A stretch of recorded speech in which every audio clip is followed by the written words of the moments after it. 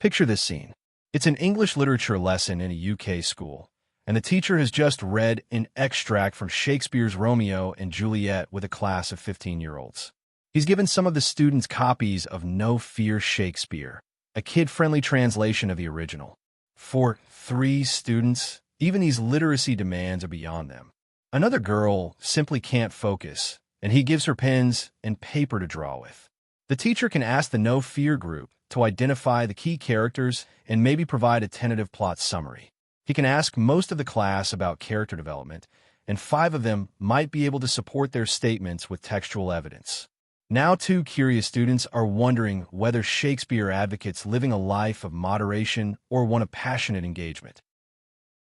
As a teacher myself, I'd think my lesson would be going rather well if the discussion went as described above.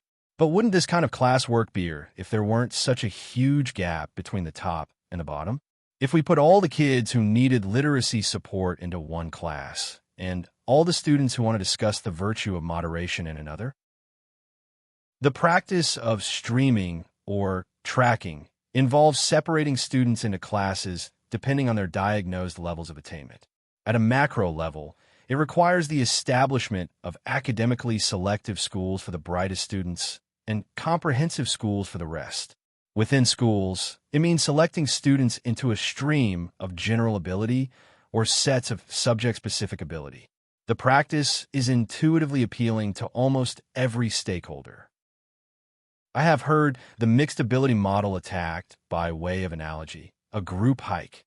The fittest in the group take the lead and set a brisk pace, only to have to stop and wait every 20 minutes.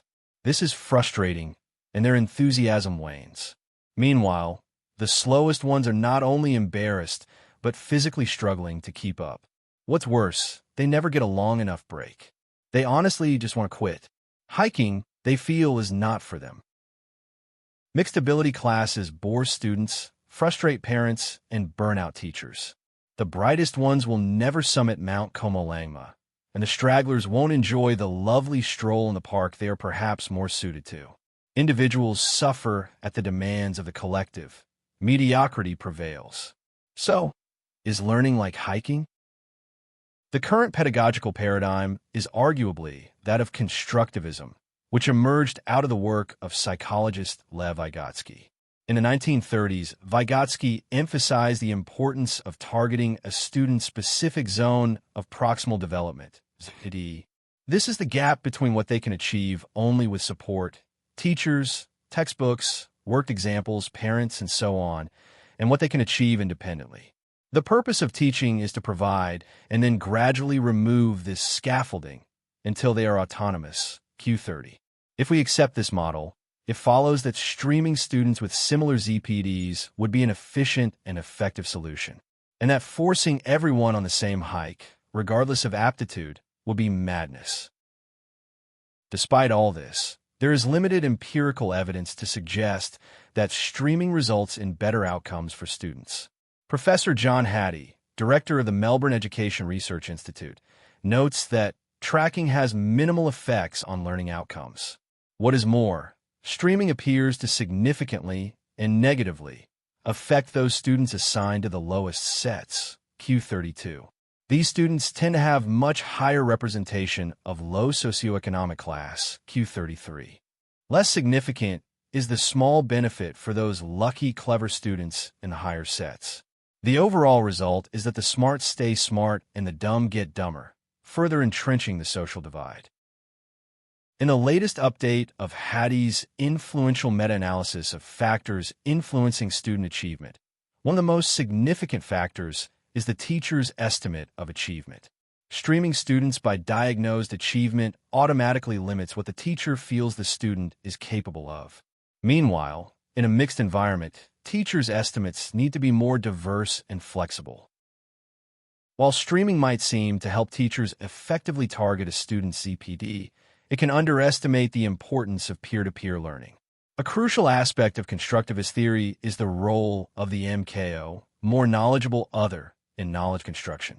While teachers are traditionally the MKOs in classrooms, the value of knowledgeable student peers must not go unrecognized either. I find it amazing to watch students get over an idea to their peers in ways that I would never think of. They operate with different language tools and different social tools from teachers, and having just learned it themselves, they possess similar cognitive structures to their struggling classmates. There is also something exciting about passing on skills and knowledge that you yourself have just mastered. A certain pride and zeal, a certain freshness to the interaction between teacher and learner that is often lost by the expert for whom the steps are obvious and the joy of discovery forgotten. Having a variety of different abilities in a collaborative learning environment provides valuable resources for helping students meet their learning needs, not to mention improving their communication and social skills. And today, more than ever, we need the many to flourish, not suffer at the expense of a few bright stars. Once a year, I go on a hike with my class, a mixed bunch of students. It is challenging. The fittest students realize they need to encourage the reluctant. There are lookouts who report back and extra items to carry for others. We make it together.